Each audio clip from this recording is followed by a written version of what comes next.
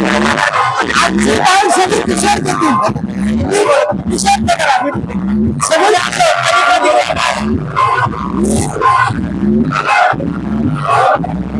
या विजयाने मला खूप खूप आनंद झाला आहे. मी सर्वप्रथम माझ्या पालकमंत्र्यांचे खूप खूप आभार आणि धन्यवाद त्यांना देतो. त्यांनी जो माझ्यावर विश्वास टाकला आणि त्यांच्या विश्वासाला माझ्या मतदारसंघातल्या सर्व माझ्या मतदारांनी मला निवडून दिलं, त्याबद्दल मी त्या सर्व मतदारांचे आभार मानतो आणि पुन्हा एकदा पालकमंत्र्यांना धन्यवाद देतो. आणि माझ्या वतीने जे काय बोलायचं आमचे किशोर बोलणार.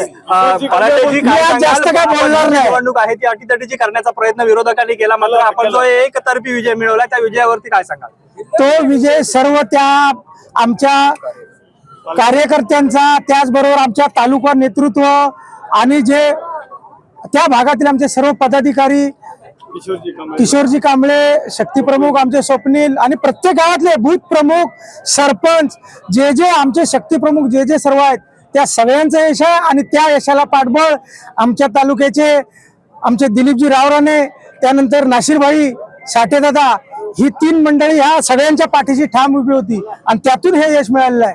त्यामुळे हे यश माझं नाही, हे सर्व तालुक्यातील प्रमुख पदाधिकाऱ्यांनी, आमच्या कार्यकर्त्यांचा आणि माझ्या मित्रांचा. विजय झाला, विजयानंतर पहिलं काम या मतदारसंघातलं काय घेणार आहात? पहिलं काम मी परवा मागच्या मुलाखतीमध्ये पण आपल्याला सांगितलं होतं, मी पहिली सुरुवात माझी आरोग्य, ह्या आरोग्याच्या कामावर मी माझ्या मतदारसंघात जास्त काम करणार आहे. तुम्ही या प्रचारादरम्यान केलेला जो विविध प्रचाराचे मुद्दे मांडले होते, तो नेमका कोणता मुद्दा मतदारांना भावला आणि मतदारांनी आपल्याला साथ दिलेली आहे? मतदारांना मी वेगळं काय सांगण्याची आमच्या मतदारसंघात गरज नाही. आमचा जो मतदारसंघ आहे तो पूर्ण नितेश राणेंना, नारायण राणे साहेबांना मानणार आहे, तर त्यांच्याकडे बघून सर्व मतदारांनी मतदान केलेलं आहे. या विजयाचं श्रेय कोणाला द्या? या विजयाचं श्रेय त्या भागातले सर्व आमचे कार्यकर्ते, पदाधिकारी आणि तालुक्याची जी नेतृत्व, आता मी सगळी नावं घेतली त्या सगळ्यांना देईल आणि तो मी पालकमंत्र्यांना सर्व माझा विजय अर्पण करेन. ओके. आपल्या बरोबर या भागातले नेतृत्व करणारा स्वप्नील खानविलकर, काय सांगाल? स्वप्नीलजी, विजय झालाय, विजयाचा गुलाल उधळलाय, तुमचे उमेदवार विजय झाला, काय सांगाल? खूप आनंद होतोय. माझे मित्र देवानंद पालांडे यांनी पंचायत समितीची उमेदवारी लढली. माझ्या भागातील सर्व कार्यकर्त्यांनी त्याच्यावर विश्वास ठेवला आणि सगळ्यांनी प्रामाणिकपणे काम करून त्याच्या विजयावर शिक्कामोर्तब केलं. विजय निश्चित होता, कारण आमचा भाग आहे तो भाग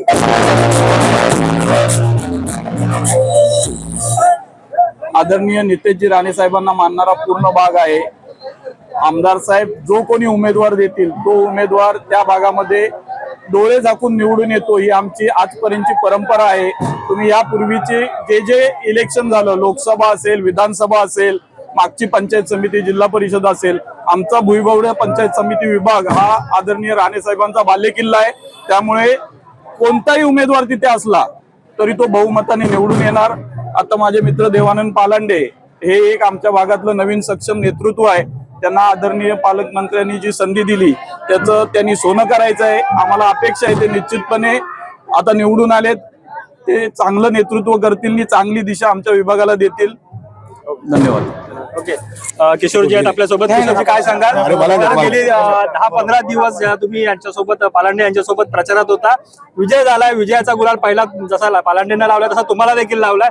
या विजयाचं श्रेय पालांडेंनी तुम्हाला देखील दिलंय, काय सांगाल या विजयानंतर? नाही, ह्या विजयाचं श्रेय मला व्यक्तिशः देता येणार नाही, कारण भारतीय जनता पार्टी हा गावागाव घराघरापर्यंत पोहोचलेला आहे. आदरणीय राणेसाहेब असतील, आदरणीय पालकमंत्री असतील, यांच्या नेतृत्वावर विश्वास ठेवून ही जनता, भारतीय जनता पार्टी, आम्ही सर्व काम करत आहोत. त्यामुळं ह्या विजयाचं श्रेय आदरणीय खासदार आमचे आणि महाराष्ट्राचे माजी मुख्यमंत्री राणेसाहेबांना जातो, आदरणीय पालकमंत्र्यांना जातो आणि आदरणीय या निवडणुकीमध्ये भाग घेणारे सर्व भारतीय जनता पार्टीचे आमचे सर्व पदाधिकारी असतील, निष्ठावंत कार्यकर्ते असतील, त्या सर्व कार्यकर्त्यांचा विजय आहे. जर आपण पाहिलं तर ही निवडणूक कुठेतरी अटीतटीची करण्याचा प्रयत्न विरोधकांनी केला, त्याकडे कसं पाहता आणि या विजयानंतर त्यावरती काय प्रतिक्रिया द्या? निवडणुका आल्या की विरोधकांना तेच काम असतं, कोणता तरी अपप्रचार करायचा. परंतु ही जे मतदार आहेत हे शून्य बनणार आहेत, कारण पालकमंत्री आदरणीय नितेश राणेने या संपूर्ण वैभववाडीचा असेल, वैभववाडीच्या खेड्याचा असेल, गावाचा असेल, हा सर्वांगीण विकास आदरणीय पालकमंत्र्यांनी केलाय आणि म्हणून जनता, मतदार हे विकासावर राहिलेले आहे.